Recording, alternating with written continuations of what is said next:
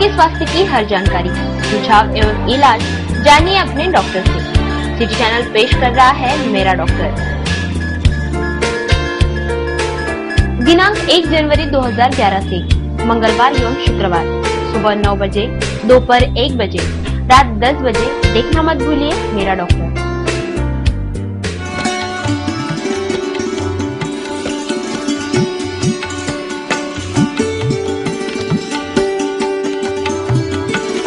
नमस्कार, city channel में आपका स्वागत है।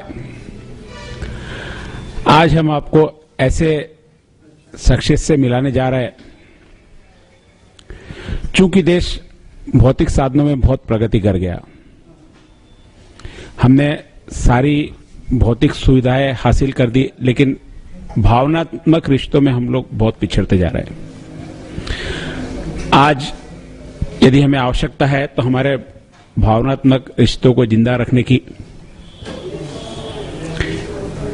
आज देश भौतिक साधनों में तो प्रगति कर रहा है, लेकिन साथ ही आत्मीय रिश्ते हम खोते जा रहे हैं। देश के प्रति, जननी के प्रति अपनी भावनाएं, अपना आदर आज हमारे यहाँ नागरिकों में, बालकों में, बच्चों में, युवकों में कम होता दिख रहा है।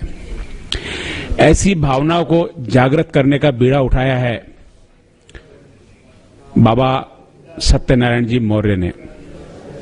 हम अमरावती नगरी में, हमारे चैनल में, हमारे परिवार में उनकी इस भावना के साथ बहुत गहराई से स्वागत करते हैं।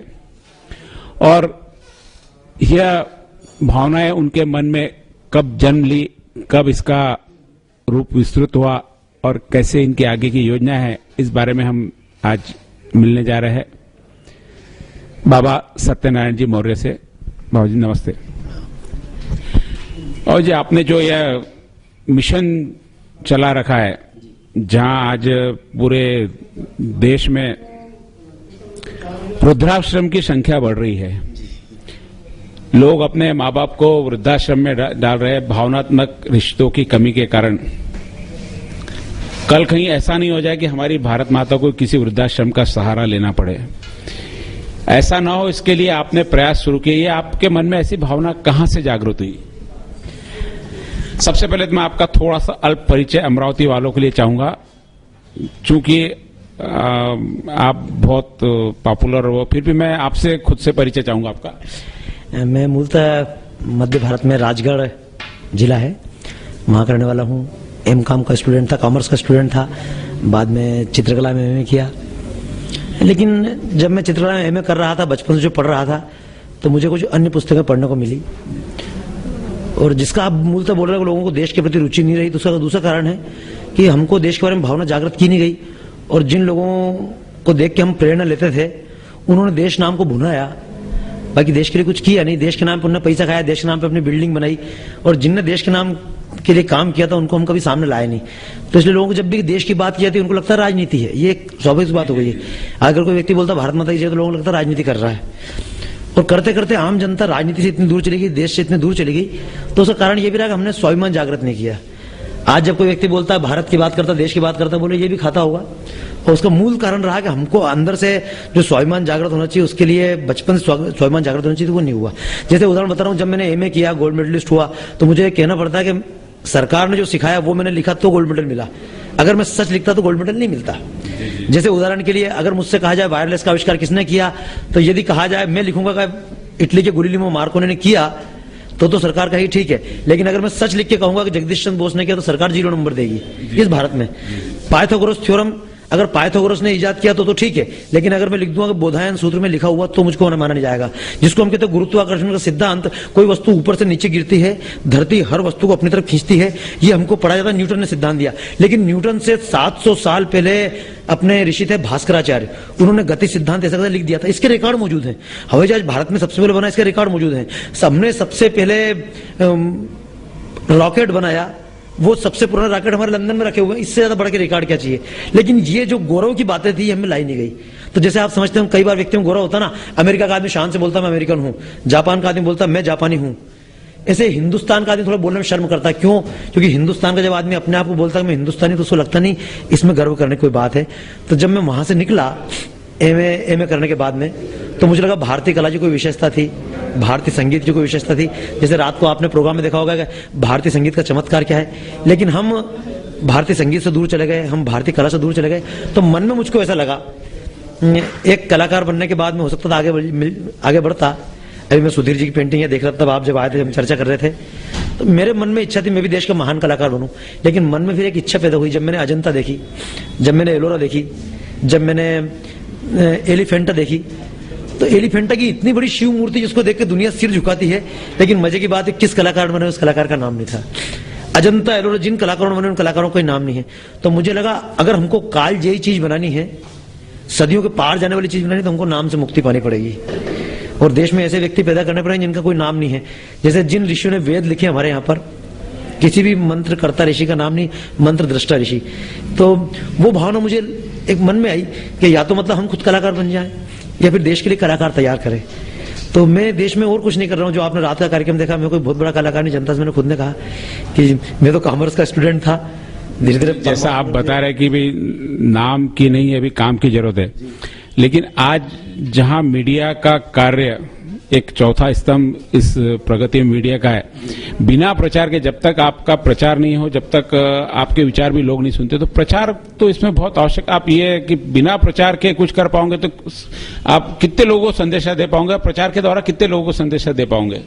प्रचार तो आवश्यक है ही। नहीं, प्रचार आवश्यक है, उसके लिए मैं मना नहीं किया, लेकिन थोड़ा जैसे मैं आपसे कहूंगा, कल जो कार्यक्रम हुआ आप उसके प्रायोजक बने। भारत माता की आरती के नाम से कार्यक्रम था। यहाँ तो बड़े बड़े चैनल, नेशनल चैनल भी हैं, बड़े बड़े अखबार हैं, कार्यकर्ता लोग सबके पास गए होंगे। आपने तो, हमने सुना कि आपने खुद आगे रख के कहा कि नहीं देशभक्ति का कार्यक्रम होता तो मैं उसमें आगे बढ़ता हूँ। मेरे लिए बहुत आसान है, प्रचार करना कोई बहुत बड़ी बात नहीं है। जब मैं जी टीवी में 5.5 साल काम किया तो सबसे पहले टीवी पे प्रवचन लाने लगा। लेकिन आप जानते हैं कि टीवी माध्यम चलता कैसे। तो आज जैसे जिन बातों को मंचू बोलता हूँ, इन बातों को टीवी दिखाने को तैयार नहीं होगा, क्योंकि टीवी जो कंपनी टीवी को चला रही है मैं उनके खिलाफ बोल रहा हूँ। जो कंपनी टीवी को चला रही है मैं उनके खिलाफ बोल रहा हूँ। जैसे मैंने जब मुंशी प्रेमचंद की कहानी टीवी पे लाने के लिए कहा तो लोगों ने कहा इन कंपनियों को इनके विज्ञापन नहीं मिलेंगे। मैंने कहा क्यों विज्ञापन नहीं मिलेगा? बोले मुंशी प्रेमचंद की कहानी में गांव है और गांव में ना तो लकमे दिखाई दे रहा है, ना गांव में साबुन दिखाई दे रहा है, ना गांव में तेल दिखाई दे रहा है, ना नई जीन्स दिखाई दे रही है, ना वहाँ गांव में कोलगेट का यूज हो रहा है, ना गांव में कोई साबुन यूज कर रहा है। तो फिर ये कंपनी उस चीज प्रमोट कैसे करेगी? जैसे मैं उदाहरण बताऊं, आजकल जितने सीरियल आप देखते होंगे उसमें जब महिला सुबह सोकर रजाई उठाती है तो पूरी मेकअप में बाहर निकलती है। मतलब अपने कमरे में, बेडरूम में से बाहर निकलती, मेकअप में निकलती। क्यों? क्योंकि वो कंपनी जो मेकअप बनाती है, मेकअप सामान बनाती है और हमारी भौतिकतावादी जीवन शैली उसको हाईलाइट करने वाली कंपनी है। तो मैंने मना नहीं किया, पर एक बात फिर भी मैं आपको बताऊं, ये जो कार्यक्रम कर रहा हूं कल इसमें आप शामिल हुए, तो जब कई बार लोग बोलते हैं आप टीवी के पास क्यों नहीं जाते हो, तो मैं बोलता हूं टीवी मेरे पास क्यों नहीं आता है। जब देश में इतनी बड़ी बड़ी कंपनियां हैं, क्योंकि भाई साहब टीवी में जा सकता हूं, लेकिन ये कंपनियां जो विज्ञापन देशभक्ति कौन बुना रहा है। जैसे मैंने बताया कि सचिन एक छक्का लगाता है और इनके टी शर्ट के ऊपर कोई पेप्सी या फला होती है, तो यही हिंदुस्तान लीवर कंपनी अमेरिका में है, यही हिंदुस्तान लीवर कंपनी पाकिस्तान में भी है और यही हिंदुस्तान लीवर कंपनी भारत में भी है। जब भारत पाकिस्तान का युद्ध होता है तो भारत में यही लीवर कंपनी विज्ञापन देती है कि मतलब जीतो इंडिया जीतो, और यही लीवर कंपनी पाकिस्तान बोलती जीतो इंडिया जीतो पाकिस्तान जीतो। तो यानी आखिर लीवर कंपनी भारत में पैसा दे रही, तुम भारत की देशभक्ति भुनाना, तुम जीतो या हारो लेकिन हम तुमको नाम बढ़ा रहे हैं। यही कोलगेट कंपनी, यही पेप्सी कंपनी भारत की भी टी शर्ट बनाती है और पाकिस्तान में यही कंपनी टी शर्ट बनाती है, क्रिकेट में उधर भी जीतो इधर भी जीतो। तो इन सब कंपनियों ने हमारी देशभक्ति को भी दिखावा बना दिया है। तो जैसे मैंने कहा, हो सकता है कुछ दिन बाद, जैसे आप आज मेरे पास आए हैं, तो हो सकता है कोई नेशनल वाले स्टार वाले मेरे पास जाएं, पर स्टार वाले आएंगे कहां से? क्योंकि जितने देश का मीडिया है इसमें से 80% मीडिया विदेशी लोग चला रहे हैं, जिनका सीधा सीधा कौन कौन चर्च इन मीडिया के पीछे है। इसलिए मीडिया ये दिखाना नहीं चाहता, मीडिया जिस बात को हम चाहते हैं कि देशभक्ति जमीन से जुड़े वो दिखाना नहीं चाहता। मैंने कहा हम धरती की धूल में, आपने देखा बच्चे धूल में आकर बैठ गए, और कल जब कार्यक्रम हुआ तो मैंने ये नहीं कहा कि मतलब जल्दी कार्यक्रम कर दूं या केवल स्पॉन्सर के लिए कार्यक्रम नहीं था। बड़ी खुशी की बात है कि अमरावती के बड़े बड़े लोग कल खड़े रहे, जमीन में धूल में खड़े रहे, और मैं जानता हूं जितनी देशभक्ति मेरे अंदर है उतनी देशभक्ति हर आदमी के अंदर है। तो अभी नहीं, पर मैं जो परंपरा चालू कर रहा हूं, हो सकता है कुछ दिन बाद ये परंपरा बन जाए और हम बात को कहें टीवी वाले पीछे हमारे पास आएंगे। और उसमें केवल मेरा ही नहीं, जैसे आपका भी योगदान था, आपके माध्यम से कल हुआ। आज मैंने तो आपको नहीं बुलाया था, लेकिन आपने खुद ने स्वेच्छा से कहा सोचते जी कि भाई लोगों ने बताया सोचते जी आने वाले महीने की बड़ी खुशी की बात है। मैं खुद किसी के पास नहीं गया, लेकिन ये कर्तव्य जब आप ढूंढ के आ सकते हैं, तो जैसे खोजी पत्रकारिता होती है, ये अगर मान लो मेरा नाम महत्वपूर्ण नहीं है, कार्यक्रम अच्छा और मेरा नाम मार्केट में नहीं गया, तो इसमें मेरी कोई गलती नहीं, इसमें खोजी पत्रकार की गलती है। जो ये गली में कुत्ता बीमार होता वहां पहुंच जाते, गली में कुत्ते बीमार होकर कैसा लग रहा है। राहुल गांधी के मतलब प्रियंका वडेरा प्रियंका वडेरा के वहां सबसे पूरे चैनल, देश का चैनल वहां चारों तरफ खड़ा हुआ है और आखिर इसी बात का क्या हुआ, सबसे पहले हम न्यूज दे रहे हैं, इनका बस नहीं चला तो कैमरा लेके अंदर घुस जाते। तो आखिर ये चैनल वाले जो खोजी पत्रकारिता के नाम पे कर रहे हैं, इनको मालूम नहीं कि इतना बड़ा कार्यक्रम देशभक्ति हो रहा है। तो मैं कई बार मुझे लगता है कि एक बात मैं आपको और बता दूं, जिसको आप बोल रहे हैं, मैं अंधविश्वासी नहीं हूं, मैं केवल परमात्मा मानता हूं। क्योंकि अगर मान लो मैं भारत माता गीत नहीं गाता, परमात्मा मेरे जगह दूसरे आदमी को तैयार कर देता। ये काम को मेरे करने से नहीं चल रहा है। जैसे परमात्मा को जब जब आवश्यकता पड़ी उसने भगत सिंह को भेज दिया, सुभाष चंद्र को भेज दिया। जब जब देश को जरूरत पड़ी कोई शिवाजी आया, कोई महाराणा प्रताप आया, कोई चाणक्य आया, चंद्रगुप्त आया, कोई अशफाक उल्लाह खाया। और मैं अगर गर्व करूं तो ये मेरी बेवकूफी है। अगर मैं नहीं होगा तो परमात्मा किसी और को तैयार कर देगा। तो मैं तो एक बात मानता हूं कि परमात्मा को काम कराना ना, परमात्मा टीवी वाले भी ला देगा, परमात्मा अखबार वाले मेरे पीछे लगा देगा। और ये जिस अभियान में हम लगे देश में, क्योंकि मैं आपको एक बात और बता दूं, मूलतः मैं क्यों टीवी पे नहीं जा रहा हूं, क्योंकि आप जानते हैं टीवी पे जितने महात्मा प्रवचन दे रहे हैं, एक दिन का इनका 50,000 रुपये लगता है। एक लाइव टेलीकास्ट करने का 12-13 लाख रुपए लगता है, तब जाकर संत बात कर पाते हैं। तो संत की मजबूरी कि 12-13 लाख रुपए देने वाले को पसंद करे, हमको पसंद करे। जैसे जितनी कथाएं होती है, अमरावती में कथा हुई होगी, और जब कथा होती तो संत के सबसे सामने कौन बैठे, तो सबसे पहले खंड बनता राम खंड, फिर पीछे बनता भरत खंड, फिर लक्ष्मण खंड। तो कई बार मैं बोलता हूं राम खंड नहीं, वो दाम खंड है, कि जो पैसा देता है उसके लिए खंड। तो जैसे आपने कल देखा होगा, एक मेरे लिए अलग परंपरा थी कि कल मैंने अपने सबके सामने सबसे पहले उनको बिठाया जो सबसे पहले आ सके और जिनको जमीन पर बैठने में शर्म ना आए, क्योंकि जो जमीन से जुड़ जाएगा वो इस देश का राम होगा। और बच्चों ने भले ही डिस्टर्ब किया, लेकिन मुझे अच्छा लगा, बच्चे कम से कम आए तो सही। और कल के राम तो उनको ही बनना है, क्योंकि जैसे मैंने कहा कि भैया देश में राम बनना महत्वपूर्ण, राम के मंदिर बनना बड़ी महत्वपूर्ण बात नहीं है। हमने देश में राम के मंदिर बहुत बनाए, लेकिन सड़क पर राम पैदा नहीं किए, तो इसके कारण राम का मंदिर टूट गया। तो मैं तो ये नहीं चाहता हूं मंदिर में राम बैठे, सड़क पे राम मिले, चौराहे पर राम मिले। अगर राम चौराहे पर राम मिलेगा तो कोई गुंडागर्दी नहीं हो सकती, अगर चौराहे पर कृष्ण मिलेगा तो फिर किसी द्रौपदी की इज्जत नहीं उठ सकती। तो हम चाहते हैं मंदिर के राम को चौराहे पर लाएं और चौराहे पर हर व्यक्ति के अंदर राम जगे। तो ये तो जैसे आपने कहा कि मैं बिना मीडिया के क्यों उतराया, मैं जानता हूं मैं बिना मीडिया को उतरा, लेकिन मीडिया आया ही सही ना, छोटे रूप में आया, बड़े रूप में भी कल से आएगा। अगर परमात्मा चाहता है कि मतलब मेरी बात ज्यादा पहुंचे तो परमात्मा मीडिया भेजाएगा, और परमात्मा को लगा बाबा की अगर बेईमानी है तो हो सकता है मतलब मुझे आगे बढ़ने का मौका ना दे। नहीं, जैसा अभी आप पूरा जो आपके भाव चलते पूरे के पूरे देशभक्ति के और स्वदेशी वस्तु, इसमें विदेशी का आप मूलतः विरोध कर रहे हैं, विदेशी वस्तुओं का मूलतः विरोध कर रहे हैं, जहां आज पूरा विश्व एक ग्लोबलाइजेशन फॉर्मेट पे खड़ा हुआ है कि हर देश को दूसरे देश की जरूरत है और उसके लिए माध्यम व्यवसाय है, व्यापार है। जब तक विदेशी कंपनियां भारत में नहीं आएंगी, भारत का माल विदेश में नहीं जाएगा, ये ग्लोबलाइजेशन की कल्पना कैसे पूरी होगी? तो आप इसका विरोध कर रहे हो या फिर उनकी कुछ नीतियां ऐसा है जिनका मूलतः विरोध आप करना चाहते हैं? आपकी जानकारी के लिए जिसको आप बोल रहे हैं ग्लोबलाइजेशन, तो ये G7 के देशों ने जब चालू किया था ग्लोबलाइजेशन, तो उनका एक सिद्धांत है पूरी दुनिया एक बाजार है जी। और भारतीय सिद्धांत है पूरी दुनिया एक परिवार है। यानी दुनिया तो एक है, हम भी मानते हैं दुनिया एक है और दुनिया एक होनी चाहिए। लेकिन जैसे आपको मैं अंतर बताता हूं, मैं अमेरिका में जाता हूं, 27 बार अमेरिका गया, और मैं जो भारत में भाषण देता हूं वही अमेरिका में देता हूं। और आपको एक बड़ी बात बता दूं, पेप्सी कंपनी के खिलाफ, कोका कोला के खिलाफ अमेरिका में भी आंदोलन है। और क्यों आंदोलन है? भारत में पेप्सी का सामान खरीदो या गोदरेज का खरीदो या बड़ी बंबई कंपनी खरीदो, एक बराबर बात है। मेरा दूसरा कहना है, अमरावती पहले महान था, भारत सोने की चिड़िया था। जब भारत में टेक्नोलॉजी नहीं थी भारत सोने की चिड़िया था। जब अमेरिका से हमने टेक्नोलॉजी नहीं ली थी तब भारत सोने की चिड़िया था। जब दुनिया में जापान का नाम नहीं था, कोई देश में नहीं था, जब हमारे पास सैटेलाइट नहीं थे, जब हमारे पास सुपर कंप्यूटर नहीं था, तब देश सोने की चिड़िया था। और जब हमारे पास सब कुछ है, दुनिया भर से टेक्नोलॉजी आ रही है, तो हम विश्व के सबसे बड़े गरीब देश बन के खड़े हुए हैं। तो उसका पहले कारण समझ लें, कारण क्या है?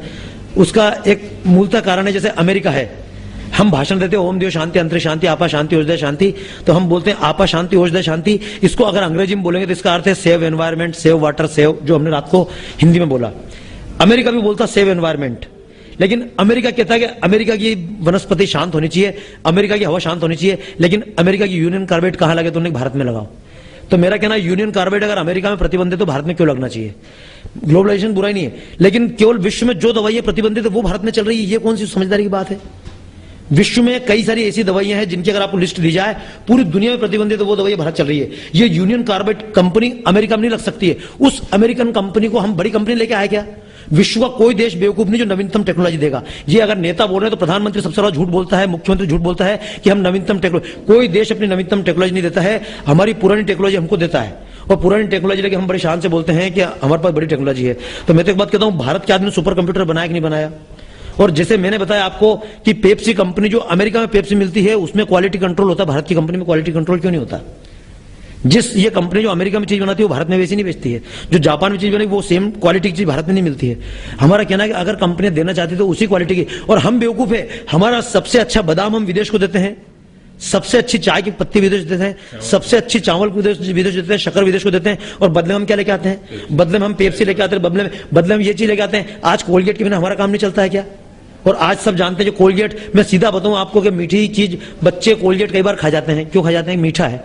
हम रात भर सोते मुंह में गंदगी होती है तो सुबह अगर नीम की पत्ती लगाई तो गंदगी मुंह से बाहर आएगी, लेकिन अगर मीठी चीज लगाई पूरी गंदगी अंदर ग्रुप हो जाएगी।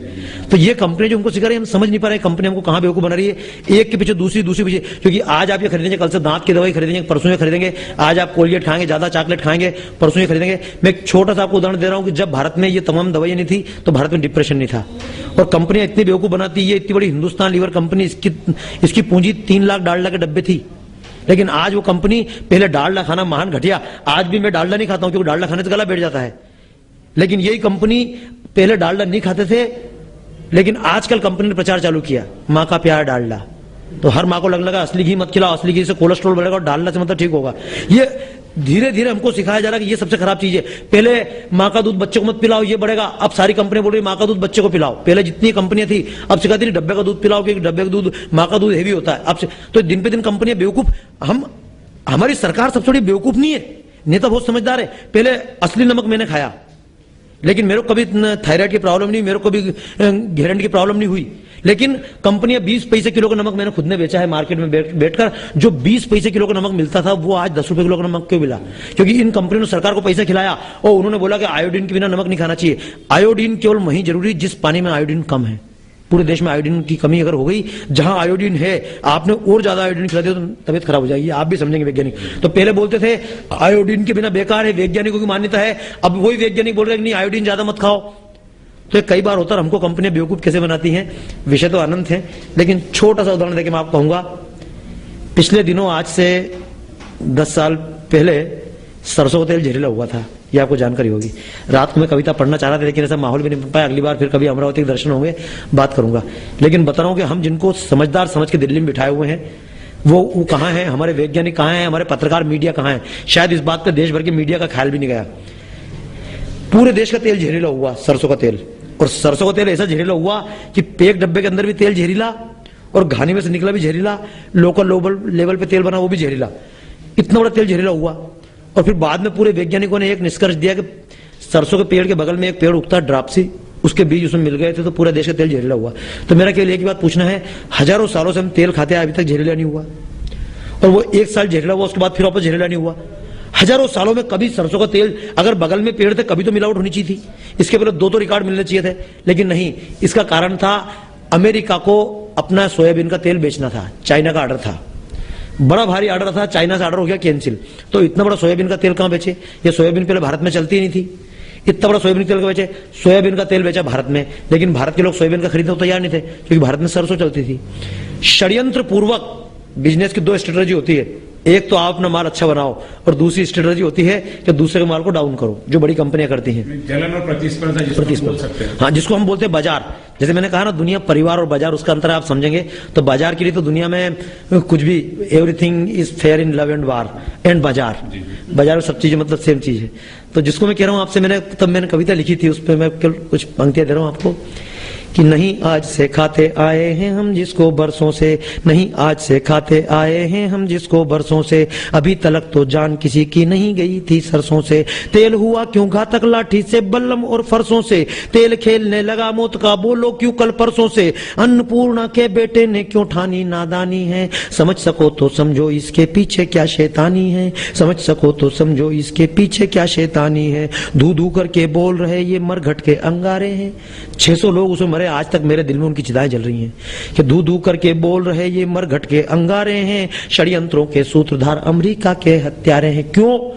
कि भारत की सरसों है मानो फंसी जाल में मीन, सुनो भारत की सरसों है मानो फंसी जाल में मीन, सुनो लुभा रही थी भारत को अमरीकी सोयाबीन, सुनो एकाएक कहां से इसमें आई सत्यानाशी है, एकाएक कहां से इसमें, जो सत्यानाशी का बीज मिला, कि एकाएक कहां से इसमें आई सत्यानाशी है लंबा षड्यंत्र समझो कि ये बात जरासी है, हुई तेल में एक साथ जो इतनी बड़ी मिलावट है, हुई तेल में एक साथ जो इतनी बड़ी मिलावट है, लगता फिर से ईस्ट इंडिया के कदमों की आहट है, लगता फिर से ईस्ट इंडिया के कदमों की आहट है, और उसकी अगवानी में अब खड़े हुए हम सारे हैं, धू धू करके बोल रहे ये मरघट के अंगारे हैं, षड्यंत्रों के सूत्रधार अमरीका। बहुत लंबी कविता है, इसमें तो सारे विषय हैं, लेकिन इसमें विषय हैं दूसरे देश हमारी सहायता करते हैं, लेकिन क्या सहायता करते हैं? भारत में अकाल पड़ा तो हमको अमेरिका से PL 480 गेहूं मिला, और जिस साल PL 480 गेहूं आया हमने गेहूं लाल रंग का बिल्कुल सड़ियल गेहूं खाया, और गेहूं को छान के जो कचरा फेंका तो पूरे देश में गाजर घास फैली हुई जो कैंसर का कारण बनी है। ये किसने फैलाया? अमेरिका ने हमको साथ में गाजर घास भी दी है। तो दुनिया के उससे में रुकना नहीं। मैं जैसे जाता हूं तो अमेरिका में कई बार उसको ये भी समझ ले आप कि हम ग्लोबलाइजेशन की बात करते हैं, पूरी दुनिया सुखी रहे, सर्वे भवन्तु सुखिनः, हम ही नहीं बोलते भारत भवन्तु सुखिनः। तो हमारी तो इच्छा है, हम गाय को माता कहते हैं, हम केवल भारत को माता नहीं कहते हैं। भारत माता बने, गाय माता बने, हमारे देश की धरती माता बने, हमारी नदियां माता बने, लेकिन भारत भी अधूरा है। हम नदी को माता तो कहते हैं लेकिन नदी में कचरा डालते हैं, हम गाय को माता कहते हैं लेकिन गाय को भोजन नहीं देते हैं, हमारी गाय कचरा खाती फिरती है। तो कई बार लगता है हम भी अधूरा काम कर रहे हैं। और जैसे मैं अमेरिका में देखता हूं तो अमेरिका के लोग गाय को अच्छा खाने को देते हैं, लेकिन जिस दिन गाय कम दूध देती मार के खा जाते हैं अमेरिका के लोग। तो इस बार हम अमेरिका में कार्यक्रम कर रहे हैं, जैसे आप बोल रहे हैं ये कार्यक्रम कैसा, तो हमारे अमेरिका में जो मुझे अंग्रेज मित्र मिले हैं उसमें मेरा नाम नहीं है, लेकिन अमेरिका के साथ मित्रों के साथ मिलती है। हम एक कुंभ मना रहे हैं, और कुंभ का नाम है हडसन कुंभ मेला। जैसे हमारे हम बोलते गंगा माता, तो हमने की अमेरिका की जीत इस बात में उसने हमारी गंगा माता को पानी बना दिया। हमारी जीत इस बात में होगी अमेरिका की अमेरिका को नदियों को उनको माता बना दे। अमेरिका की गाय जिस दिन माता बन जाएगी, क्योंकि मुझसे अमेरिका के लोग पूछते हैं बाबा जी हम पीपल के पेड़ की क्या पूजा करें, तो मैं बोलता हूं तुमको पीपल के पेड़ की पूजा करने की क्या जरूरत है। हमारी महिला पीपल के पेड़ के आसपास धागा बांधती है, उनको बच्चा मिलता है। तो मैं अमेरिकन लड़कियां मिलती हैं, मुझसे बोलती है हमको बच्चा कैसे मिलेगा, तो मैं उनको बोलता हूँ मेपल के पेड़ की पूजा कर लो।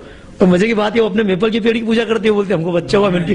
भाई कुल मिला के भावना जगाने काम होता है। आप समझते हैं पूरी दुनिया हार्मोन्स का खेल है। जैसे एक छोटा सा उदाहरण दूं मैं उसको आपको, कि हमको लगता मूर्ति से मिला, लेकिन मूर्ति से नहीं मिलता, हमको अपनी श्रद्धा से ही मिलता है। जैसे कुछ दिन पहले कैंसर के कुछ रोगी थे, उनके ऊपर अमेरिका में प्रयोग हुआ, तो मार्फिन की जो दवाई होती है, जो दर्द निवारक दवाई होती है, तो वहां के लोगों ने कुछ मरीजों को दवाई दी और कुछ मरीजों को पानी का इंजेक्शन ठोक दिया। तो मजे की बात ही पानी वाले भी ठीक हो गए। फिर वहां के लोगों ने कहा बिना मार्फिन के दर्द कैसे दूर हुआ, तो उन्होंने कहा इसको मार्फिन किसने दी, तो उन लोगों ने निष्कर्ष निकाला इनको मार्फिन की भावना नहीं दी, मन ने दी। तो मन सबसे बड़ी केमिकल की फैक्ट्री है, इसलिए वो हनुमान चालीसा पढ़ते हैं, रात को सब हनुमान चालीसा पढ़ रहे थे। उसमें शब्द था राम रसायन तुमरे पासा सदा रहो रघुपत के दासा। तो राम का नाम भी एक केमिकल है। कोई जरूरी नहीं कि हम बाहर से दवाई खरीद के लाए, केमिकल है। जैसे हम बोलते हैं दवा का काम दवा करती है, दुआ का काम दुआ करती है। कई बार तो मुझे कितना ही दर्द होता है और मम्मी के पास जाके उनकी गोद में सिर रख के लेट जाता हूँ। मम्मी का मतलब एक आशीर्वाद है। कई बार मैं अपने घर से पिताजी को याद कर लेता हूँ, उसी में ठीक हो जाता हूँ। और वैसे मैं भारत माता को याद कर लेता हूँ। जैसे कई बार लोग मुझे बोलते हैं बाबा जी तिरुपति के मंदिर में जाके हमको ये मिला, तो मैं बोलता हूँ तुम भारत माता को पार्टनर बना लो, मेरी गारंटी उनको मिलेगा।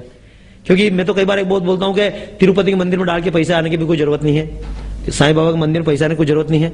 हमारे बगल में कोई मंदिर है उसकी सेवा कर ले। हम बड़े गांव में जाएं, हम कलकत्ता जाके लोगों को भोजन कराएं, उससे अच्छा हमारे बगल के गांव में करा लें। और मैं तो बोलता हूँ मंदिर कोई बड़ा छोटा नहीं होता है। जो भगवान जो वैष्णो देवी में है, वही वैष्णो देवी अमरावती के हमारे किसी कोने में भी है। तो हम केवल इतनी चिंता कर लें कि हमारी वैष्णो देवी कहीं भी हो सकती है, केवल बड़े मंदिर से बड़ा नहीं होता है।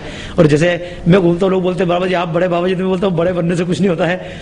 जो बात विवेकानंद ने कही वो बात नहीं कह रहा हूँ, वही बात देश के गाँव के और वही बात मेरे सब कार्यकर्ता बोल रहे हैं। सुमित जी थे, इनने मुझे कहा बाबा जी तो मैं तो कई बार ये लोग जब मेरे पैर छीते मैं इनको बोलता हूँ भैया आप लोग मेरे मत पैर छीओ, मैं अपनी वाणी से देश की सेवा कर रहा हूँ और आप लोग देश से कर्म से सेवा कर रहे हैं। तो मैं तो जितने अमरावती के लोग हैं आप सभी से एक बात विशेष अनुरोध करूंगा।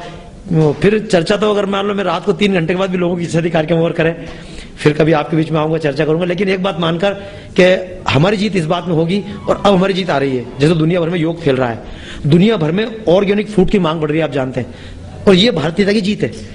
ये बात है दुनिया भर में हिंदू संस्कृति जाएगी, ये तो मैं चैलेंज करता हूं।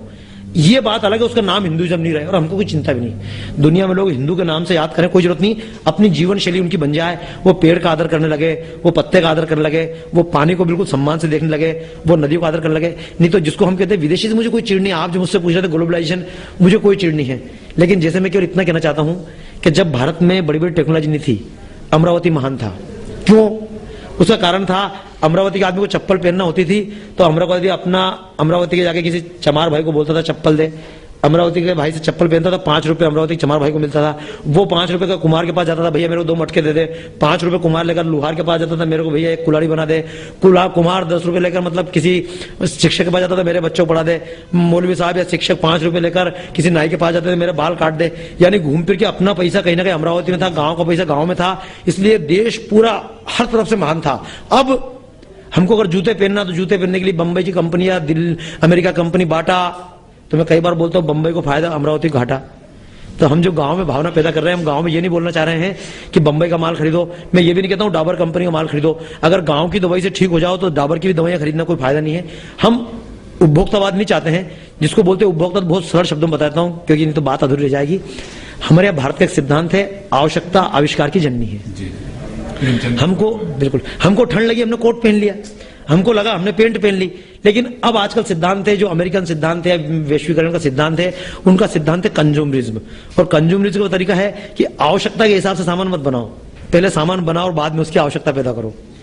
तो जैसे कई बार हमको बड़े मकान की आवश्यकता नहीं तो भी हम बड़ा मकान बनाते हैं। क्यों? हमको बड़ी कार की आवश्यकता नहीं है। अमरावती में कोई भी अगर कार बड़ी से बड़ी चले तो भी 30 किलोमीटर ज्यादा चल नहीं सकती, और अगर 60 किलोमीटर ऊपर चलेगी, गवर्नमेंट पकड़ेगी भैया तेरा लिमिट क्रॉस की, तो फिर बड़ी बड़ी विदेशी कंपनी की गाड़ी मंगा के 180 किलोमीटर तक चलने वाली गाड़ी जब चला ही नहीं सकता तो फोकट शान से क्या फायदा।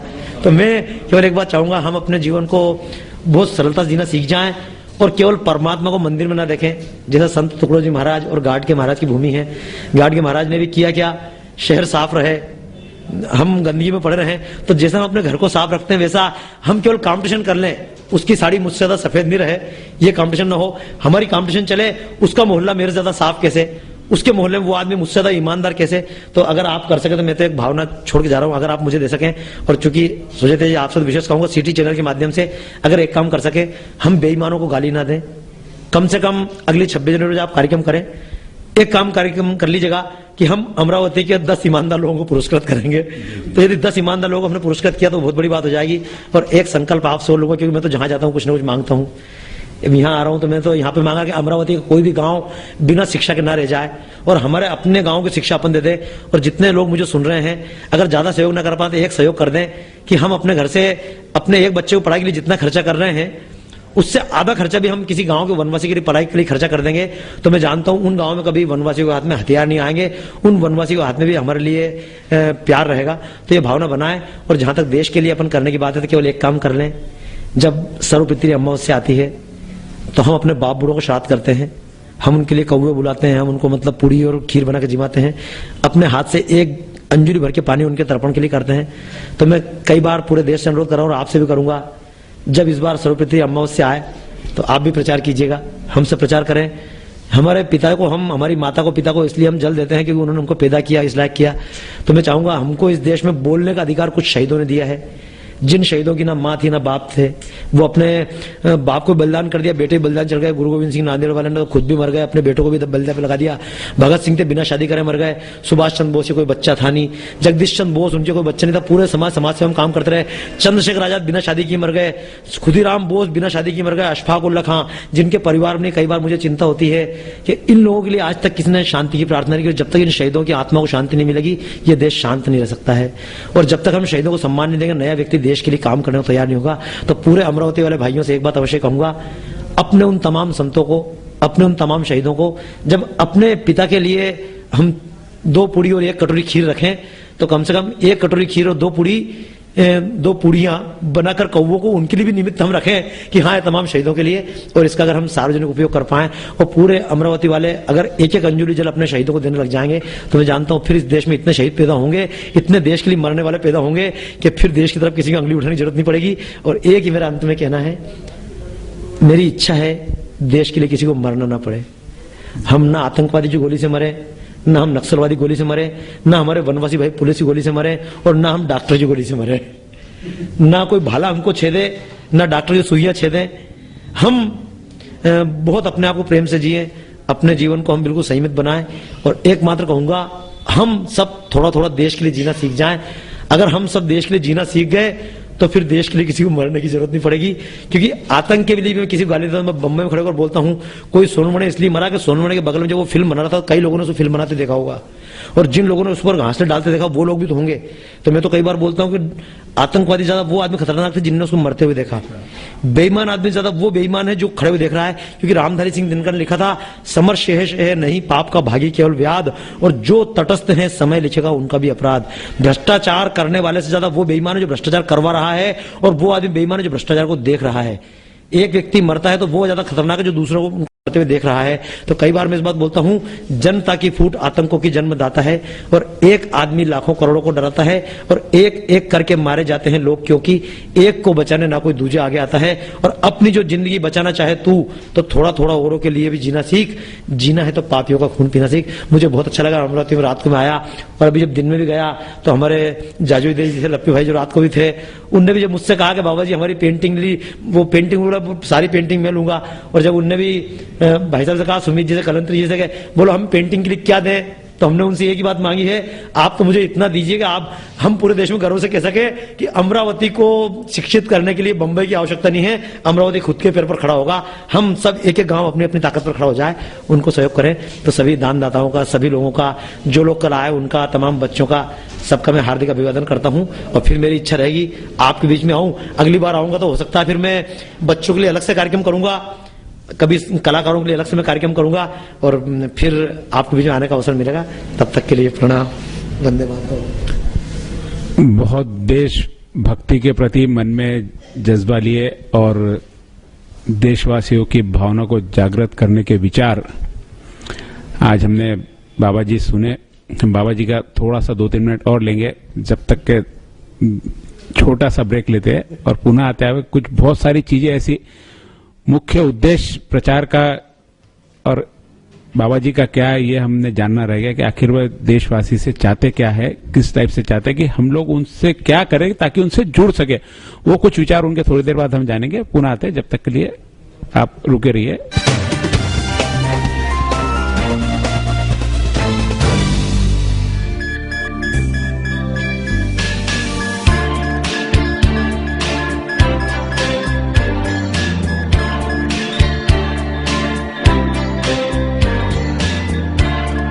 आपके स्वास्थ्य की हर जानकारी, सुझाव एवं इलाज जानिए अपने डॉक्टर से। सिटी चैनल पेश कर रहा है मेरा डॉक्टर।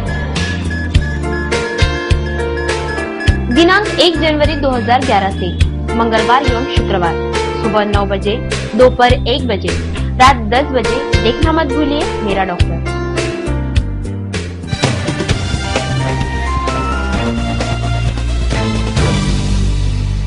पुनः आपका सिटी चैनल में स्वागत है। कुछ बहुत सारी बातें मन में थी, मेरे भी मन में थी, कभी कोई उस पर मुझे किसी से डिस्कस करने का मौका नहीं मिला, या कहो हो सकता उलझनों में कभी समय नहीं मिला, या कभी कोई समझाने वाला प्रॉपर व्यक्ति नहीं मिला। आज मुझे ऐसा लगता है कि मैं बाबा जी के साथ बैठा हूं, कुछ मेरे भी मन की उलझनें दूर हो। एक तो मुख्य उद्देश्य जो बाबा जी का है, जो इसके माध्यम से आम जनता से हासिल करना चाहते हैं, उनके मन में भावनाएं पैदा करना चाहते हैं, वो हम हमसे जानना चाहेंगे। और एक बाबा जी, बहुत मन में एक बात खटक रही कई सालों से, जब से समझ आई है कि 15 अगस्त 1947 को हमारा देश आजाद हो गया। उस दिन के बाद में हम आजाद कहलाने लगे, लेकिन मूलतः जब तक हमें, चूंकि बोलने की स्वतंत्रता मिल गई, लेकिन उसके पीछे बंदिशें भी बहुत है। हम विचारों से स्वतंत्र नहीं है, प्रशासनिक रूप में भी आज भी हम स्वतंत्र नहीं है। जैसा कि आप सारी चीजें बता रहे, क्या हमें वापरना चाहिए, क्या हमें यूज करना चाहिए, क्या उपभोग करना चाहिए, उसके लिए भी हम स्वतंत्र नहीं है। हर चीज आज हम पर लादी जा रही है, जैसी पहले अंग्रेजों द्वारा लादी जाती थी, आज हमारे ही प्रशासकों द्वारा लादी जा रही। और जो हमें ये आजादी मिली, मुझे ऐसा कई बार लगा कि ये आजादी हमें दान में दे दी गई, क्योंकि चूंकि अंग्रेजों को यहां से लूटने के लिए, खसोटने के लिए कुछ बचा नहीं। जैसे हमारे यहाँ कोई चीज बची नहीं तो हम किसी को दान दे देते। तो क्या हमारे पुराने नेताओं ने जो प्रयास किया था, उनको आजादी दान में मिली, या सब सच में उन्होंने लड़के आजादी हासिल की? आपके क्या विचार है इसमें? आपने शब्द प्रयोग किया दान, लेकिन एक और शब्द है मजबूरी। एक कहावत है, गांव में रपट पड़े तो हर गंगे, नदी किनारे खड़े और गिर गए, जब गिर गए तो जोर से बोल दो हर गंगे, लोग समझे नहाए हुए हैं। हमको सिखाया गया, जैसे कि जो हमारे गीत बने इतने सालों से, देश को आजादी मिली, तो मैं आपको एक उदाहरण दे रहा हूं, क्योंकि आपने चर्चा छेड़ी, लेकिन मैं कई बार नहीं बोलता हूं क्योंकि बात निकलेगी तो बड़ी दूर तक जाएगी। ब्रिटेन में जब भारत को आजादी देने की बात आई थी तो लॉर्ड एटली और चर्चिल इनके बीच बयान हुए थे। ये बयान लंदन में रिकॉर्ड मौजूद है। उस समय एटली से पूछा गया था कि ये भारत को आजाद क्यों कर रहे हो, तो उन्होंने भारत को आजादी के 3 कारण गिनाए थे। पहला, उन्होंने जो, ये लंदन के रिकॉर्ड है, यहाँ के नहीं है, भारत की संसद के नहीं, लंदन की संसद के बयान है। राजनेताओं को पता है रिकॉर्ड इनके पास है, नहीं इनको पता है, ऐसे जानकारी इनको पता है लेकिन बताना नहीं चाहते। ये तो जो प्रोफेसर धर्मपाल और बाकी लोगों ने पूरे रिकॉर्ड उठा के दिए हुए हैं। जब अब चर्चिल के बयान हुए थे तो ये संसद की कार्यवाही है, कोई सड़क चौराहे का भाषण नहीं है। जब हुआ था उन्होंने भारत को आजाद क्यों कर रहे हो, तो उसमें 3 निष्कर्ष दिए गए थे। भारत को आजाद करने के 3 कारण हैं। पहला तो भारतीय सेना ने विद्रोह कर दिया है। जिस भारतीय सेना के दम पे हम पर हुकूमत की जा रही थी, अंग्रेज तो गिनती के थे, हमारे लोग तो हमको मारते थे। सावरकर ने का अभियान चलाया था, सैन्यकरण अभियान, तो वहां जो उन्होंने बयान दिया था कि हम भारत को गुलाम बना के नहीं रख सकते हैं क्योंकि भारत की सेना ने विद्रोह कर दिया है। अब विद्रोह दबाने का एक तरीका यह था कि वो अंग्रेज अपनी सेना भेजते, तो उस समय सेकंड वर्ल्ड वार चल रहा था। तो सेकंड वर्ल्ड वार के कारण उनकी मजबूरी हो गई, मतलब वो अपनी सेना यहाँ भेज नहीं सकते थे क्योंकि उनकी सेना जर्मनी से इन सबसे युद्ध लड़ते हुए हार रही थी, तो उन्हें भेज नहीं सकते। उन्होंने तीसरा कारण गिनाया था, सुभाष चंद्र बोस की सेना रंगून तक आ चुकी है और उसके बाद उन्होंने मजबूरी में देश को आजादी दी। और इसमें बहुत बड़ी जो गड़बड़ी हमारे साथ हुई है, हमको सिखाया गया दे दी हमें आजादी बिना खड्ग बिना ढाल, साबरमती के संतों ने कर दिया कमल। में महात्मा गांधी के लिए इनकार नहीं कर रहा हूं, लेकिन मैं शब्द कहना चाह रहा हूं कि पहली बात तो तलवार और ढाल के बिना आजादी नहीं मिली। लोग बोलते भारत को महात्मा गांधी ने आजाद कराया, तो मैं पूछता हूं श्रीलंका को कौन सा महात्मा गांधी ने आजाद कराया? पाकिस्तान को आगे जाके अफगानिस्तान को किस महात्मा गांधी ने आजाद कराया? मैं गया हूं मॉरिशस, त्रिनिदाद अभी 65 में आजाद हुआ है। त्रिनिदाद में कौन सा महात्मा गांधी पैदा हुआ था? अफ्रीका में कौन सा महात्मा गांधी पैदा हुए थे? इतने सारे देश थे, उसमें कोई महात्मा गांधी, कोई लीडर नहीं था। अंग्रेज लोगों ने जब तक लूटना था तब तक लूटा, और लूटने के बाद बाकी चीज सर पे कहां जाए, तो जैसे दान देना नहीं, वो तो मजबूरी में छोड़ के भाई तुम अपनी चीज संभालो और हम भागें। क्योंकि मैं तो एक बात बताऊं, अंग्रेज लोग, मैं एक साधारण उदाहरण, मैं किसी के शहादत पे कलंक नहीं लगा रहा हूं, मैं किसी को बोलना नहीं चाह रहा हूं, लेकिन कहना चाह रहा हूं कि जो सरकार अंग्रेजों की भगत सिंह को मार सकती थी, जिस सरकार ने भगत सिंह को कल फांसी देने बोला, रात को चुपचाप फांसी दे दी, जो सरकार चंद्रशेखर आजाद को सरेआम चौराहे पर घूम के गोली मार सकती थी, अगर उनको खतरा भगत सिंह से था तभी तो मारा, उनको खतरा सुभाष चंद्र बोस था इसलिए मारा, उनको खतरा अशफाक उल्लाह खान था इसलिए मारा, उनको इनसे खतरा क्यों नहीं था? अगर अंग्रेजों को जिस से खतरा लगा उन्होंने जिंदा नहीं छोड़ा। अगर उनको नेहरू जी से भी खतरा होता, गांधी जी से भी खतरा होता, तो वो इनको भी जिंदा नहीं छोड़ते। ये कहने की बात है कि इनको छोड़ा गया क्यों? जब भी देश में ताकत पैदा हुई, जब भी चोरा चोरी कांड हुआ, इस देश के जनता हथियार हाथ में लेके अंग्रेजों को मारेंगे, तो सबसे पहले अंग्रेजों के रक्षक बन के खड़े हुए अहिंसा के नाम पर। और मैं कहता हूं कि अगर अहिंसा इतनी प्रतिफलित थी, लोग बोलते तुम अहिंसा के खिलाफ, मैं बोलता हूं अहिंसा के खिलाफ नहीं हूं। अहिंसा का सिद्धांत है अहिंसा प्रतिष्ठायाम तत्सन्निधो वीर त्यागा। अहिंसक आदमी के बगल में हिंसक आता है तो वो अहिंसक हो जाता है। जैसे उदाहरण देता हूं, बुद्ध के सामने अंगुलीमाल आया था, अंगुलीमाल बुद्ध की अंगुलियां काटने के लिए, मारने के लिए आया था, लेकिन बुद्ध के ओरा मंडल में जैसे ही अंगुलीमाल आया वो पूरा बदल गया। वाल्मीकि के आश्रम में एक घाट पर शेर और बेल शेर पानी पीते थे, क्यों? क्योंकि उनके आश्रम का ओरा था, अहिंसा प्रतिफलित थी। लेकिन बाद में ये गांधी जी के टाइम पे ऐसा क्यों नहीं हो पाया?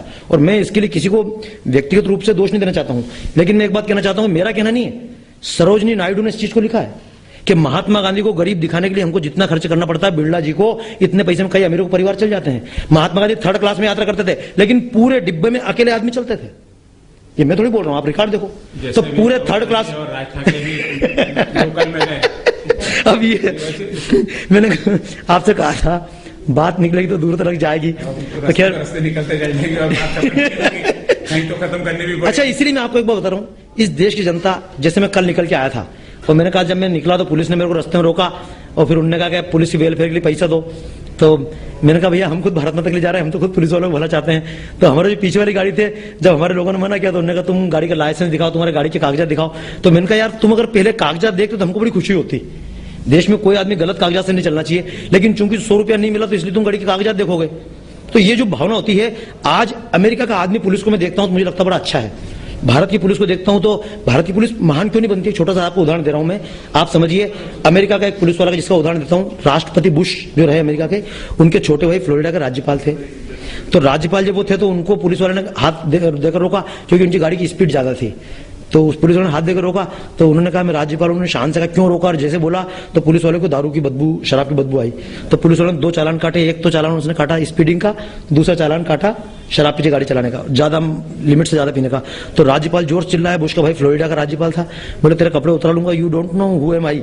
बोले मैं राज्यपाल हूँ, बुश का भाई हूँ। तो उसने कहा साहब 1 मिनट और रुको, एक पर्ची और काट के लाया, एक चालान और काट दिया उसने, ड्यूटी पे तैनात कर्मचारी को धमकाने का। और आपको आश्चर्य हो, मैं अमेरिका को सैल्यूट करता हूँ इस बात के लिए, भारत माता की आरती करता हूं, अमेरिका को सैल्यूट करता हूं कि उस एक पुलिस वाले के कारण उस राज्यपाल को अपने पद से इस्तीफा देना पड़ा। लेकिन दूसरा उदाहरण दे रहा हूं भारत का, इसी महाराष्ट्र का बंबई के राज्यपाल शकील साहब, इनका एडीसी पांडे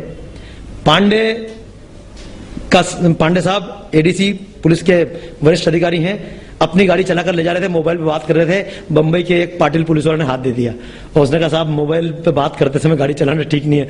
तो इन्होंने कहा क्या, बोले नियम सबके लिए। इन्होंने बोला राज्यपाल का एडीसी, तो उसने कहा भले राज्यपाल हो तो भी कोई दिक्कत नहीं, उस बेचारे ने गलती से अमेरिका का अखबार पढ़ लिया था। बोले सब कानून सबके लिए समान होता है। उस पुलिस वाले ने उसको हाथ दिया, एडीसी साहब ने गाड़ी अपनी सड़क चौराहे पर छोड़ी और चले गए। और बाद में राजभवन में उस पुलिस वाले को बुलाया गया। मेरे पास अखबार की कटिंग मौजूद है, जिनको चाहिए भाइयों को मैं अखबार की कटिंग आपको ईमेल पे भिजवा दूंगा, आप चाहें तो टीवी पे वो कटिंग दिखाई है। उस पुलिस वाले को 7 दिन तक ड्यूटी छोड़ के लगातार राजभवन में खड़ा किया गया, सुबह से शाम तक खड़े होने की ड्यूटी दी गई। और आप वो सुबह से शाम तक दिन में बैठ न जाए, इसके लिए एक पुलिस वाले की इंस्पेक्टर ड्यूटी और लगाई। और आपको आश्चर्य हो, 3 दिन बाद वो पुलिस वाला बेहोश होकर गिरा, 2.5 दिन बाद उस व्यक्ति को अस्पताल में होश आया। तो ऐसी स्थिति में ये हमारे कानून व्यवस्था है। तो एक सामान्य पुलिस वाले को मैं तो कई बार बोलता हूं कि देश में एक पुलिस वाले ने बहुत बड़ी गलती करी कि उस कसाब को जिंदा पकड़ लिया। अगर उस कसाब को गोली से मार दिया गया होता, क्योंकि हम पाकिस्तान क्या बदनाम करेंगे, नंगे आदमी की क्या इज्जत लूटेंगे, पाकिस्तान की हम क्या इज्जत लूटेंगे, सब कुछ सिद्ध करने के बाद में इज्जत होती, इज्जत लूटेंगे। तो आज 300 करोड़ रुपए जो कसाब पर खर्च किए गए हैं, आज अमिताभ बच्चन ने केवल एक बात कही थी तो पूरे लोगों से खिलाफ हो गए। अमिताभ बच्चन ने कहा था आज सबसे ज्यादा सुरक्षित कौन है, तो बोला कसाब। आज देश में बाबा रामदेव के पास सुरक्षा नहीं है, आज मेरे पास कोई सुरक्षा नहीं है, मेरे को जरूरत भी नहीं सुरक्षा की, कोई मैं ऐसा पाप नहीं कर रहा हूं, कोई बात नहीं, हमको तो मतलब कोई चिंता भी नहीं है। इस देश के लोग हमारे, और मैं जानता हूं हमको देशवासी से कोई दुश्मनी भी नहीं है। लेकिन मुझे जो मैं आपको बता रहा हूं कि देश में ये भावना क्यों नहीं आ पाई, उसका एकमात्र कारण था कि जब हम गुलाम थे तब पुलिस जो थी वो पुलिस कहती थी कि जनता को डंडे मारो। अमेरिका की पुलिस को सिखाया गया तुम जनता की सेवा करोगे, तुम्हारी वर्दी जनता के टैक्स से आ रही है। लेकिन हमारे टाइम जब अंग्रेज थे तो जनता को सिखाते थे ए पुलिस वाले तुम्हारी रुतबा अलग है, तुम जनता को डंडे मारो, जनता के साथ खड़े मत हो, तुम समाज सेवक नहीं, तुम तो डंडे मार के बस में करो। क्योंकि हम गुलाम थे और उनका कहना था गुलाम सर नहीं उठाया उसके लिए डंडा मार के कुचल दो। तो हमारी पुलिस को अंग्रेज सिखाते थे तुम डंडा मार के उनको कुचल दो, और हमारी जनता को नेता सिखाते थे पुलिस का बात मत मानो, कानून तोड़ दो, अंग्रेजों का कानून है, कानून तोड़ो, कानून तोड़ो। अचानक, क्योंकि आपको एक बात बताऊं, देश की आजादी की तिथि 15 अगस्त 1947 नहीं थी, देश की आजादी की तिथि तय हुई थी जून 1948। जून 1948 को पूरा देश हमको एक साथ मिल रहा था, तब पाकिस्तान वाला हिस्सा हमको मिलता, हम लड़ाई करते। लेकिन 1947 को आजादी इसलिए जल्दी ली गई, अंग्रेजों ने भी कहा था तोड़ के देश देंगे, बोले तोड़ के दे दो। तो मैं तो कई बार बोलता हूं, जब मेरे ऊपर अब राजस्थान में केस लगाया गया, और केस क्यों लगाया गया, क्योंकि देश में पढ़ाया था भारत के राष्ट्रपिता, मैंने कहा देश का कोई राष्ट्रपिता नहीं है, भारत का कोई राष्ट्रपिता नहीं। तो भारत महान राष्ट्र है, भारत के सब पुत्र हो सकते हैं, भगत सिंह भारत के पुत्र हैं, राम भारत के पुत्र हैं, कृष्ण भारत के पुत्र हैं, मैं भारत का पुत्र हूं, तो महात्मा गांधी भी देश के बाप नहीं हो सकते, भारत माता के पुत्र ही होंगे। किसी देश के व्यक्ति को अधिकार नहीं है कि किसी को भारत से बड़ा बनाए। मातृभूमि हमारे लिए सबसे बड़ी है। वंदे मातरम में बोलते हैं हमारी भारत माता से बड़ा देश में कोई भी भले तोप चंद हो नहीं है। मैं किसी को राष्ट्रपिता नहीं मानता, मैं भारत माता को उनको सपूत मान सकता हूं, लेकिन राष्ट्रपिता नहीं मानता। और मैं एक बात सीधा बोलता हूं, राष्ट्रपिता वो जो राष्ट्र को बनाता है, भारत पहले का बना हुआ था। पाकिस्तान का राष्ट्रपिता हो सकता है, पाकिस्तान के राष्ट्रपिता के रूप में महात्मा गांधी को माना जा सकता है और जिन्ना को माना जा सकता है, क्योंकि दोनों ने मिलकर पाकिस्तान का निर्माण किया। वो पाकिस्तान के राष्ट्रपिता हो सकते हैं, भारत के राष्ट्रपिता मैं स्वीकार करने को तैयार नहीं हूं। वहां के लोगों का केस लगाओ, मैं केस लगाओ, मेरे को कोई अंतर नहीं पड़ता। मैं चौराहे पर हूं तो भी यही बात बोलूंगा, और अंदर जाऊंगा तो भी यही बात बोलूंगा। और मेरा स्पष्ट कहना, मैं बात तब तक नहीं बोलूंगा, देश के आजादी में अगर महात्मा गांधी का योगदान है तो देश की आजादी में सावरकर का योगदान भी है, देश की आजादी में भगत सिंह का योगदान भी है। और हम जब सम्मान दें तो सम्मान में किसी राजनीतिक ख्याल नहीं करें। हम जब सम्मान देश को देना चालू करें, क्योंकि गांधी जी का सम्मान क्यों किया जा रहा है, गांधी जी के नाम से रोड, गांधी जी के नाम से वोट, गांधी जी के नाम से नोट इसलिए चलाए जा रहे हैं कि गांधी के नाम की रॉयल्टी वो लोग खा रहे हैं जिनकी ना मां गांधी ना बाप गांधी। मैं किसी के नाम की तरफ इशारा नहीं करना चाह रहा हूं, लेकिन मैं फिर बोलता हूं, और देश ऐसे ईमानदार नहीं बनेगा। हमारे प्रधानमंत्री बोलते मैं चोर नहीं हूं, तुम चोर नहीं हो, तुम चोरों के सरदार हो। मंत्रिमंडल सारे चोर है, मैं तुमको सरदार मानता हूं, लेकिन चोरों के सरदार। अगर असली हो तो एक बार कहो गर्व से, जैसे भारत के पुरानी महाभारत के टाइम में राजा ने घोषणा की थी, मेरे राज्य में कोई शराबी नहीं है, मेरे राज्य में कोई जुआरी नहीं है, मेरे राज्य के मंत्रिमंडल में कोई बेईमान नहीं है। देश के प्रधानमंत्री का चाहे तो एक बार हिम्मत की घोषणा करे। जिस दिन देश के प्रधानमंत्री हिम्मत से घोषणा करेंगे, मैं उस दिन प्रधानमंत्री के चित्र अपने कार्यक्रम में बनाऊंगा, उस दिन भारत माता की आरती करूंगा और सरदार जी का चित्र बनाऊंगा। लेकिन जब तक चोर के सरदार बनेंगे, मैं ना तुम्हारा चित्र बनाऊंगा ना तुम्हारे उन लोगों का, क्योंकि मैं उन लोगों के चित्र के बनाऊं जिनके चित्र आज तक हमको सिखाए गए। भगत सिंह को तब भी आतंकवादी कहा गया, तो मैंने तो कल भी स्पष्ट कहा था, अगर भगत सिंह आतंकवादी थे तो मैं भी आतंकवादी और देश में से आतंकवादी खड़े करना चाहता हूं। देश में भगत सिंह की तरह आतंकवादी पैदा हो जाएंगे तो उस दिन कसाब जैसे आतंकवादी नहीं मिलेंगे। जिस दिन देश में अशफाक उल्लाह जैसे आतंकवादी पैदा हो जाएंगे, उस दिन स्विस बैंक में पैसे रखने वाले आतंकवादी नहीं मिलेंगे। और इसके लिए मैं जो काम करने जा रहा हूं, क्योंकि वन बंधु परिषद संस्था है, मुझे लगा देश के लिए काम कर रही है, तो मैं नहीं चाहता गवर्नमेंट वनवासी को सब्सिडी दे। सब्सिडी की आवश्यकता है? हमने उनके गांव में स्कूल खोले, लेकिन स्कूल में आज तक कोई पढ़ाने नहीं गया। हमने उनके गांव में डॉक्टर भेजे, लेकिन डॉक्टर गांव जाता नहीं है। क्यों? आज पहले डॉक्टर पढ़ता था, गवर्नमेंट पढ़ाती थी, आजकल प्राइवेट स्कूल में डॉक्टर शिक्षा खरीदता है। विद्या ददाति विनयम, विद्या विनय देती थी, लेकिन नॉलेज ददाति अकड़म, नॉलेज पाकर आदमी अकड़ता है। हम गांव के वासी को अपनी ताकत पर खड़ा करना चाहते हैं। हम नहीं चाहते कि गांव शहर के अधीन रहे। हम नहीं चाहते कि गांव का विकास, जैसे अमेरिका एकदम कोलैप्स उसी कल्चर हुई, क्यों हुई? अमेरिका के कुछ शहर डाउन हो गए तो अमेरिका पूरा डाउन हो गया। भारत अमेरिका के दम पर खड़ा हो, ऐसे हम कहते हैं अमरावती के दम पर खड़ा हो, छोटा गांव के दम पर खड़ा हो, तो हम कुछ नहीं कर रहे हैं। छोटे गांव में जाकर केवल वनवासी को बोलते हैं, भैया तू हमारा भाई है। हम गांव में जाकर उसके बगल में खड़े होते हैं। और आपको आश्चर्य होता है, जो मैं एक बात कई बार बोलता हूं, राम जब जंगल गए तो शबरी के पास जाकर राम ने उसको बेर नहीं खिलाए हैं। राम ने कोई शहर से जाकर भोजन नहीं कराया है। शबरी के वहां राम ने बेर खाया, देश जुड़ गया। मैं तो शहर के तमाम लोगों से अनुरोध करता हूं, एक बार गांव जाकर देखें। कोई व्यक्ति गांव में जाकर खड़ा हो जाए तो वनवासी जिसके पास शाम का भोजन नहीं होगा, आपको भोजन जरूर कराएगा, आपको अपना पानी जरूर पिलाएगा। लेकिन वही वनवासी जब शहर आता है तो हम उसको एक गिलास पानी नहीं पिला सकते। पहले हमारे घर के बाहर दालान होती थी, लेकिन हमने दालान भी खत्म कर दी। हमने शहरवासियों ने मकान बड़े बनाए, लेकिन दिल छोटे हुए हैं। तो ये बाहर कुत्तों नहीं, पहले भाई साहब एक बात थी, पहले घर के बाहर एक दालान होती थी, उसमें कोई व्यक्ति बैठ सकता था, लिखा रहता था पहले, लेकिन तो सावधान नहीं, आजकल लिखा होता अतिथि देवो भव, अतिथि कुछ देकर जाए। तो हमने पहले लॉज नहीं होती थी, आजकल हमने लॉज की परंपरा चालू कर दी और पूरी दुनिया को बाजार बनाने की परंपरा है, इसलिए सिस्टम डेवलप हुए। पहले शादियां होती थी, पहले कहां धर्मशाला थी, पहले लॉज नहीं होती थी। हम अपने जातियों के घर पर समाज में कहीं भी जाकर ठहरते थे। वो परंपरा फिर भारत में आया। तो मैं अमेरिका के खिलाफ नहीं हूं, मैं नई चीज के खिलाफ नहीं हूं। मैं ये नहीं बोलता हूं कि जैसे कई बार बहुत ज्यादा कट्टर भी नहीं होना चाहिए, कट्टरता भी नुकसान होती है। हमारे इतने अच्छे मित्र हमने कट्टरता कारण खो दिए, भाई राजीव दीक्षित। ठीक है, आयुर्वेद तो महान है, आयुर्वेद एलोपैथी से महान है, क्योंकि एलोपैथी कहती है पहले बीमार पड़ो फिर इलाज करो, और मेरा क्या नाम बीमार ही ना पड़े। तो लेकिन अगर बीमार पड़ गए और अगर एलोपैथी की दवाई मिल रही तो उससे हमको इतना इनकार नहीं है। तो मैं जब स्वदेशी की बात करता हूं, मेरा कहना है जिसके बिना हमारा काम चल सकता वो विदेशी है, और जिसके बिना काम नहीं चलता वो स्वदेशी है। तो हम अपने जीवन को बिना काम के घर में चीजें ला के ना भरें, अपने आप को बीमार ना बनाएं, और अच्छी चीजें हम विदेशों से ले भी और अच्छी चीज विदेशों को दे भी। तो ये आपसे समझौता है, हम दुनिया को परिवार माने। तो एकल विद्यालय की योजना जो है ये कैसे जुड़ सकते हैं आपसे लोग? उसमें क्या है, जो एकल विद्यालय की आपकी योजना है, कोई आम आदमी जुड़ना चाहे आपके इस अभियान? बहुत सुंदर, आपने बहुत अच्छी बात कही है। संस्था है, कैसे कोई जुड़े, क्या है? क्योंकि हर आदमी के पास कोई ना कोई उद्देश्य होता है, आपके पास आ जाएगा। यदि करना देश से हो तो हर आदमी बोला मैं कर रहा हूँ करे, लेकिन कोई एक सामूहिक रूप में हो, एक संस्था के रूप में हो, तो कैसे जुड़ेगा? एक तो मैं परिचय कराना चाहूंगा यहीं पे अपने अमरावती में भी लगभग हर शहर में एकल विद्यालय लोग हैं, उसको ekal.org, अगर मान लो हम पहले समझना चाहें ekal.org के नाम से, ekal.org वेबसाइट है, उसको समझ के उससे जुड़ सकते हैं। कोई व्यक्ति अगर पर्सनली मुझसे भी जुड़ना चाहे तो मेरी संस्था है भारत भक्ति संस्थान, और www.bharatbhakti.org।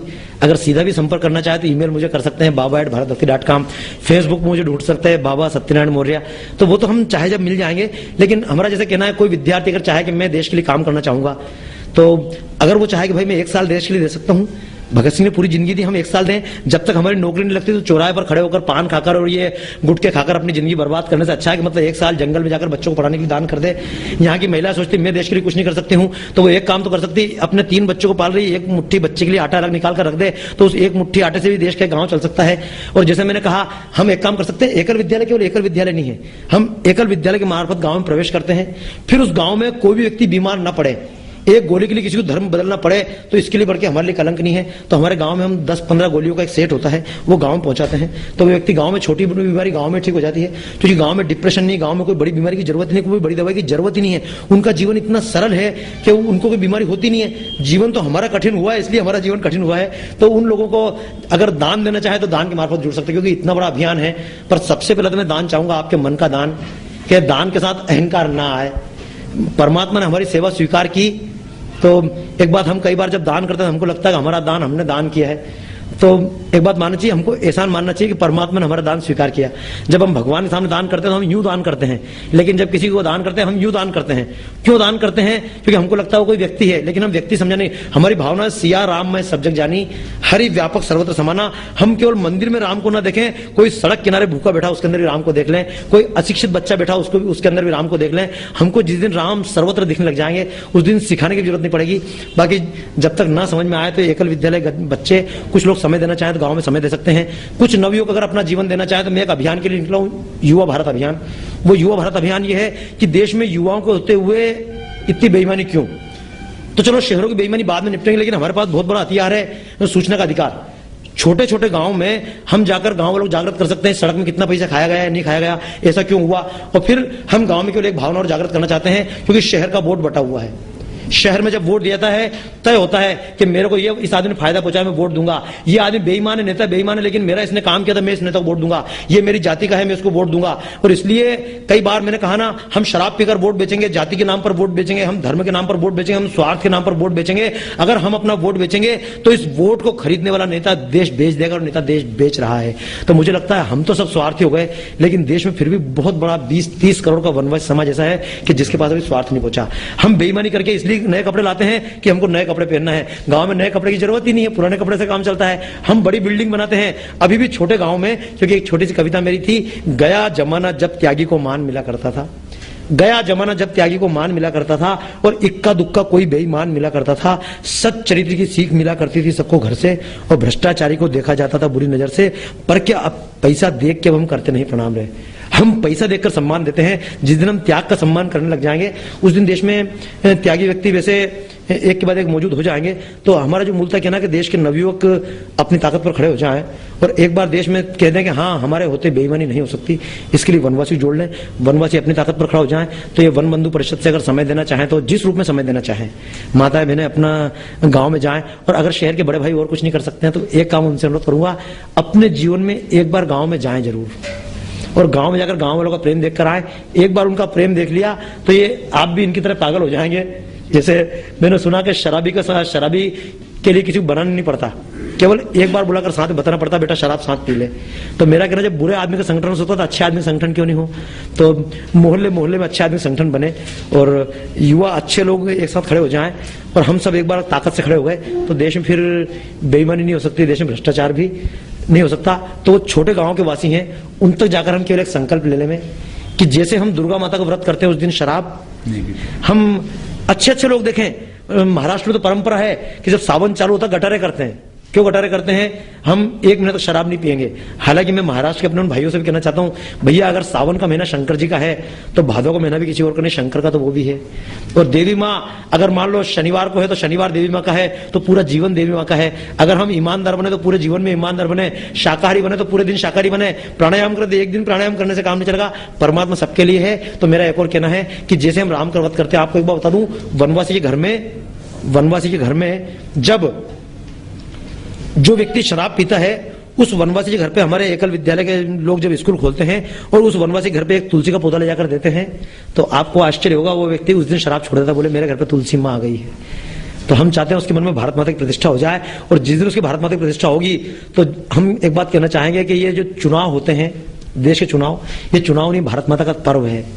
जो गणतंत्र दिवस है, सरकार का त्योहार न बचे, तो चुनाव भारत माता का पर्व है। और जिस दिन वनवासी के मन में आ गई, 30 करोड़ वनवासी के मन में आ गया कि चुनाव नहीं है, ये चुनाव भारत माता का पर्व है, और हम उससे कहेंगे भाई चुनाव भारत माता का पर्व है, तो भारत माता के त्योहार में तो शराब नहीं पिएगा। जब नवरात्रि में शराब नहीं पिएगा तो एक बार व्यक्ति बिना शराब पिए वोट देने लग जाए, मैं नहीं कहता हूं किस पार्टी को वोट दें, किसको वोट दें, लेकिन एक बार आदमी बिना शराब पिए वोट देने लग जाए, देश का कल्याण हो जाएगा। और इस शहर के जो बड़े भाई हैं, उद्योगपति हैं, व्यापारी हैं, कर्मचारी हैं, एक अनुरोध जरूर करूंगा, एक एकल विद्यालय जब चलता है तो हमारे एक एक बच्चे की पढ़ाई के लिए हम 1-1 लाख रुपए, 50,000 रुपए, 60,000 रुपए खर्च करते हैं। एक एकल विद्यालय को चलाने के लिए केवल एक साल का 16,000 रुपए खर्च होता है, जो हमारे एक बच्चे की पढ़ाई के बराबर बैठता है। तो जैसे मैंने कहा, हम अपना परिवार बड़ा करें, एक बच्चा हमारा घर पर पले, लेकिन एक दूसरे के बच्चे की पढ़ाई में हमको 30 बच्चे अगर मिल जाएं तो अपना परिवार बड़ा करें। छोटा सा परिवार हमारा ना रहे, हम परिवार बड़ा करें। तो एकल विद्यालय जुड़े, श्री हरि सत्संग समिति से जुड़े, हम बंबई के लोगों से, शहर के लोगों से, तो मैं चाहता हूं तमाम बंधु के शांत हो जाए, हमारा प्रेम बढ़ जाए। बातें करने को बहुत है, लेकिन समय उसकी इजाजत नहीं दे रहा है। बहुत सारी बातें बाबा जी से और पूछनी है, और कहीं बाबा जी की ऐसे मुलाकात हुई, अगली बार अमरावती आए, हम जहां रह जाएंगे। बहुत सारी ऐसी मन में शंकाएं, कुछ शंकाएं अभी भी हाजिर है, जिनका समाधान बाबा जी से हम लेंगे। लेकिन आज के लिए समय काफी हो गया है, और कुछ कहना चाह रहे शायद आप। जो मैं आपको बात करते करते बीच में बात छूट गई थी, जो थोड़ा सा केवल अंतर समझ लें आप। जो मैंने बताया था, भारत के नेता जनता को कहते थे तुम पुलिस पर हमला करो क्योंकि विदेश की पुलिस कानून तोड़ दो। 1800 मतलब जिसको हम बोलते हैं 1947 की रात को चुपचाप आजादी मिली, और हम पुलिस को बताना भूल गए कि बेटा अब तुम अंग्रेजों की पुलिस नहीं हो, तुम्हारी ड्रेस इस देश की जनता की टैक्स से आई है। और जनता को हम बताना भूल गए कि ये पुलिस अब अंग्रेज की नहीं है, ये अपने ही भाई है। तो पुलिस वाले के अंदर जनता भाई देखने लग जाए और जनता के अंदर पुलिस वाले भाई देखने लग जाए, तो इसके लिए जरूरी है, क्योंकि पुलिस का जो कानून भारत में आज भी वो 1860 का ही कानून है, उसी कानून के तहत पुलिस वाला नौकरी कर रहा है। तो ये कुछ बातें जो मैं आपसे कह रहा था, जो गलती नेताओं ने की है उनको गाली ना दें, लेकिन कम से कम आज हम सब मिलकर समझ लगे कि देश नेताओं का नहीं है, देश महाराष्ट्र का नहीं है, देश कलकत्ता का नहीं है, और देश किसका नहीं, देश हम सबका है। ये भावना हम पैदा कर लें। नमस्कार, वंदे मातरम। नमस्कार। और भी आगे फिर हम कभी मुलाकात लेंगे, और बहुत सारे विचार, यदि आपके भी कोई बाबा जी से प्रश्न हो तो हमें लिखिए, हम बाबा जी से उसका उत्तर लेके आप तक पहुंचाने की कोशिश करेंगे। हमारे आप पते पर आप ईमेल भी कर सकते हैं, हमें पत्र भी भेज सकते हैं, हम आपके शंका का समाधान करने का बाबा जी के माध्यम से कोशिश करेंगे। नमस्कार।